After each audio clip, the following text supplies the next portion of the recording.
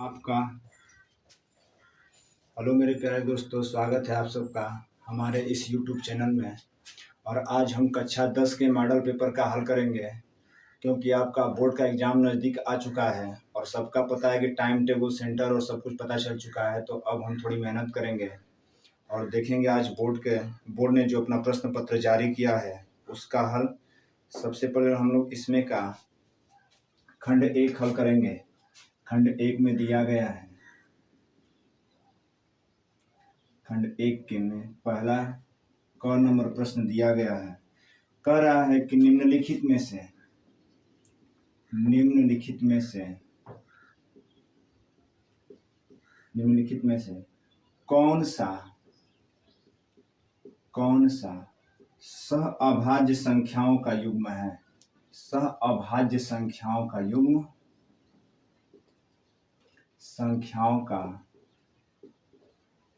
युग्म है।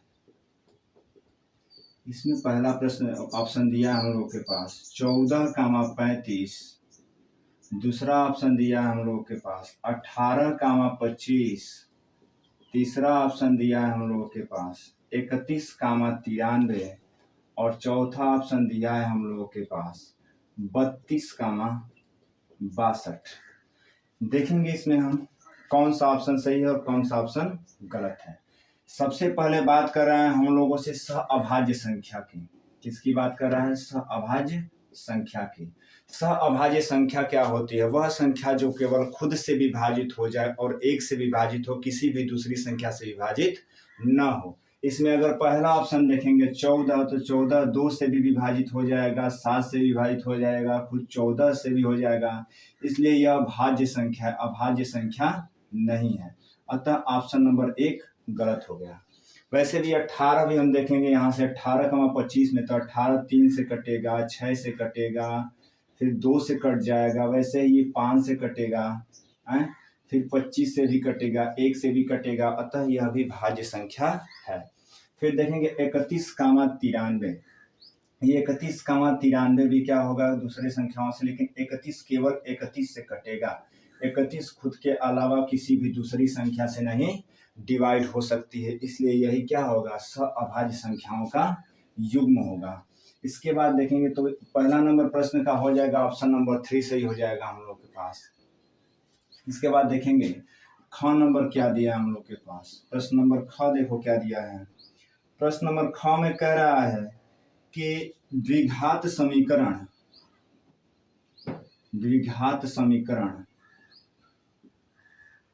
3x² - 4x = 0 के मूलों के गुणनफल हैं। तो यहाँ पे मूलों के गुणनफल की बात करेगा तो देखो ऑप्शन नंबर क्या दिया है। पहला दिया है 0, दूसरा दिया है कितना 4/3, तीसरा दिया है -4/3 और चौथा ऑप्शन दिया है 3/4। देखेंगे यहाँ पे कौन सा ऑप्शन सही होगा। तो पहले इसको हम पूरे द्विघात समीकरण के रूप में थोड़ा सा करेंगे तो 3x² - 4x और प्लस में 0 ऐड कर देंगे तो किसके रूप में हो जाएगा? ax² माइनस में bx + c = 0 के रूप में होगा। और यहाँ से तुलना करेंगे तो आ जाएगा a = 3, b = 4। यहाँ पे प्लस होगा तो प्लस माइनस माइनस होता है और c बराबर आ जाएगा 0। और मूलों का गुणनफल का मतलब अल्फा इंटू बीटा बराबर पढ़ाया गया है अल्फा इंटू बीटा बराबर c/a। तो अल्फा इंटू बीटा बराबर c की मान 0 दिया है और a का मान 3 दिया है। और 0 में 3 से भागने में कितना आएगा? 0। यानी अल्फा इंटू बीटा बराबर कितना हो जाएगा? 0। तब ऑप्शन नंबर 1 हमारा क्या होगा? सही हो जाएगा। इसी तरह हम देखेंगे इसका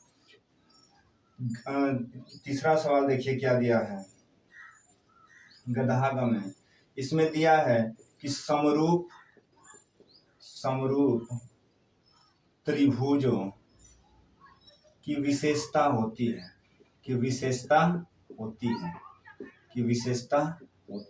तो समरूप त्रिभुजों की विशेषता क्या होती है? इसमें 4 ऑप्शन दिया है उनकी संगत भुजाएं समानुपाती हो, या दिया है संगत कोण बराबर हो, उपर्युक्त में से दोनों हो, इनमें से कोई नहीं हो। मेरे प्यारे बच्चों, किसी भी त्रिभुज के समरूप होने के लिए दो शर्तों का होना जरूरी होता है, दो तीन शर्तों का। या तो उनकी संगत भुजाएं समानुपाती, संगत भुजा भी समानुपाती होना चाहिए, भुजा समानुपाती हो, भुजा समानुपाती हो, और कोण बराबर होना चाहिए, संगत कोण बराबर होना चाहिए, संगत कोण बराबर होना चाहिए, बराबर होना चाहिए। इसलिए यहाँ पे ऑप्शन नंबर होगा तीसरा सही, उपर्युक्त दोनों। यहाँ पे हम लोग ट्रिक करेंगे उपर्युक्त दोनों। इसके बाद देखेंगे अगला प्रश्न दिया है, इसमें घ नंबर प्रश्न दिया हम लोग के पास, और बहुत ही आसान सवाल त्रिकोणमिति से दिया है।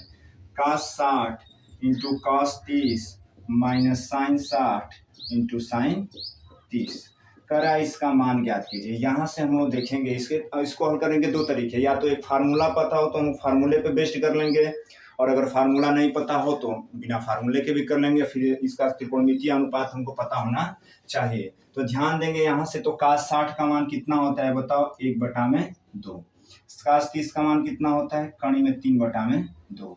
साइन 60 का मान कितना होता है बताओ, तो साइन 60 का मान होता है कड़ी में 3/2, और साइन 30 का मान कितना होता है, 1/2। ये याद रहना चाहिए। यहाँ पे ऊपर का ऊपर गुणा करेंगे, नीचे का नीचे, तो कड़ी में 3 से 1 में गुणा करेंगे तो कड़ी में 3 होगा, और 2 दूना कितना होगा, 4 होगा। कड़ी में 3 का 1 में गुणा करेंगे, कड़ी में 3 होगा, और 2 दूना कितना हो जाएगा, 4 हो जाएगा। प्लस माइनस कटा दो, कितना आ जाएगा आंसर, 0 आ जाएगा। या इसका और एक तरीका था कि हम लोग पढ़े हैं cos A into cos B minus sine A into sine B बराबर होता है एक ब्रैकेट में cos, ये फार्मूला होता है cos A प्लस B का।